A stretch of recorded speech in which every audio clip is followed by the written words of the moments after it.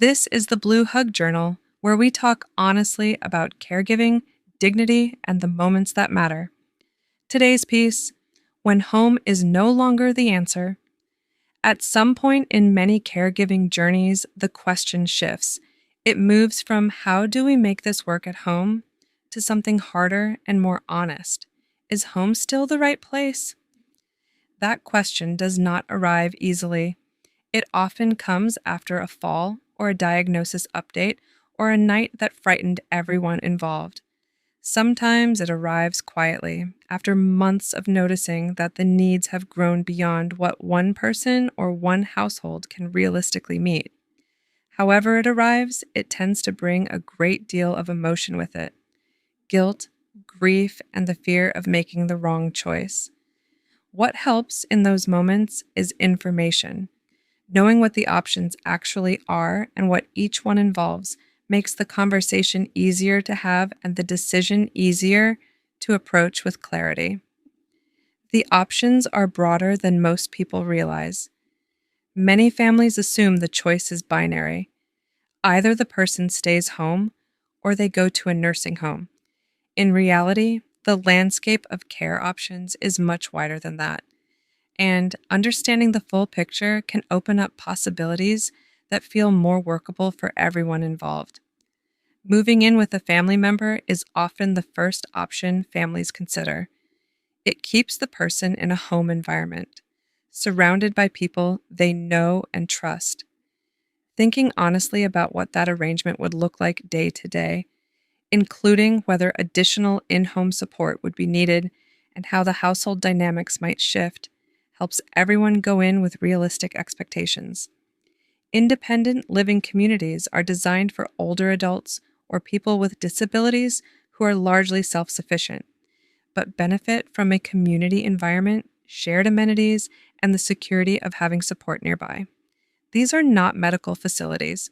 They are residential communities that offer connection and convenience without the clinical feel many people fear.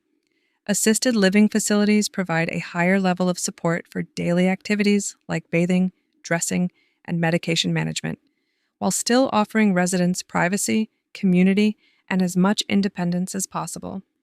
The quality and culture of these facilities varies widely, so visiting in person and asking detailed questions matters enormously. Memory care facilities are specifically designed for individuals living with Alzheimer's or other forms of dementia. They offer structured environments, specialized staff, and programming designed around cognitive needs.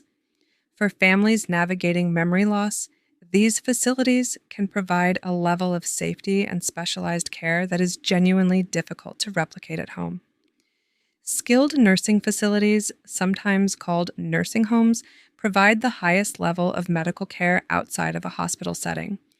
They are the right choice when someone has complex medical needs that require around-the-clock professional attention. They are often misunderstood as a last resort, when in fact, they can offer genuine quality of life alongside intensive care. How to approach the conversation. Talking about a move with your loved one is rarely easy, and there is no perfect script for it. What tends to help is approaching the conversation with honesty, patience, and a genuine willingness to listen. The person being cared for has their own fears about this transition, and those fears deserve space alongside the practical considerations. Involving them in the process as much as possible, touring facilities together, asking what matters most to them, and revisiting the conversation more than once rather than treating it as a single moment of decision can make a meaningful difference in how the transition is experienced by everyone. It also helps to remember that choosing a different living arrangement is not the end of the caregiving relationship. The visits, the advocacy, the emotional presence, the love that drove all of this from the beginning, those things continue. The address changes. The care does not. Now, 3 questions to ask yourself. First, what are the specific needs that home is no longer able to meet, and which type of care setting is best designed to address those needs? Second, What matters most to your loved one about where they live, and how can those priorities guide the options you explore together? Third, what support do you need as the caregiver to make this transition, and who can help you carry that? Making this decision from a place of information rather than fear gives everyone involved a better chance of finding an arrangement that genuinely works. There is no perfect option, but there is very likely a good one, and you don't have to find it alone. We're here for dignity, independence, and comfort. Share this with someone in the caregiving journey with you.